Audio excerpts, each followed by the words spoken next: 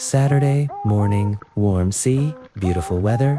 People are drawn to the water. I'm swimming as usual, from the shore out into the open sea, calm and focused. And suddenly, a man swims past me. Just moments earlier, he had set a long fishing net, perfectly parallel to the shore, only 200 or 300 meters from land. On a weekend, in the morning, in perfect weather, when the sea is full of people, he passed without a word, without a warning, even though he clearly saw that in a few minutes I would be heading straight toward the net he had just placed. Over the years, I've met many fishermen at sea. Real ones, they greet, signal, and warn. I respect their work, and I always keep at least 100 meters of distance, so I don't interfere. Those fishermen work far offshore day and night, often more than a kilometer from the coast. That's fair. That's seamanship.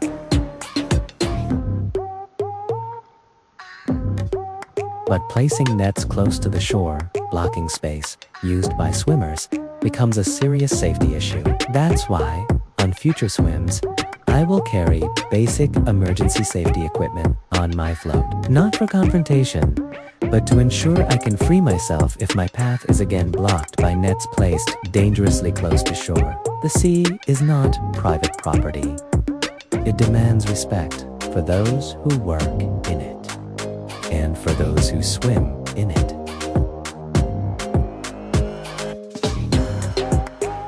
The sea teaches responsibility. There are no traffic lights, fences, or rules written on walls here. There is only an unspoken law to see the other person and respect their path. When you enter the sea, you are responsible not only for yourself, but also for those around you. One gesture, one hand signal, one sound can prevent danger. Silence at sea is not neutrality. Sometimes it is indifference, and indifference can cost lives.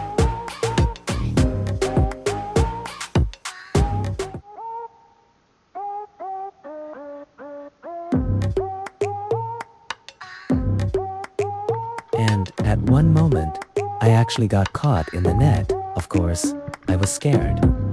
The surprise triggered an instinctive reaction. My body jerked, and I almost jumped out of the water, not from pain, but from the sudden realization of how fragile safety at sea can be.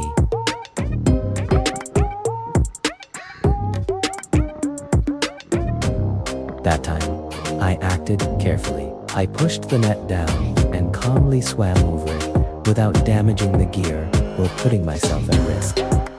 But I understand one thing clearly.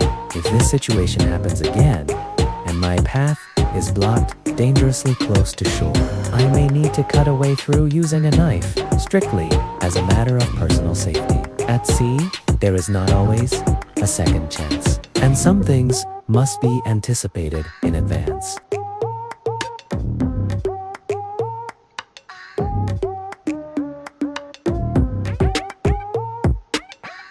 I am not against fishermen.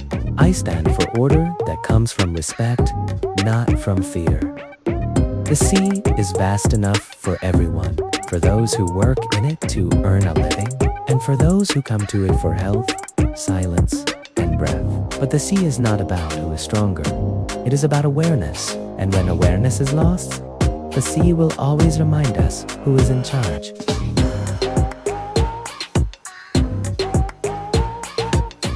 I enter the sea, not for adrenaline and not for conflict. I enter it for movement, breath, and clarity, and I want to return just as calmly as I leave.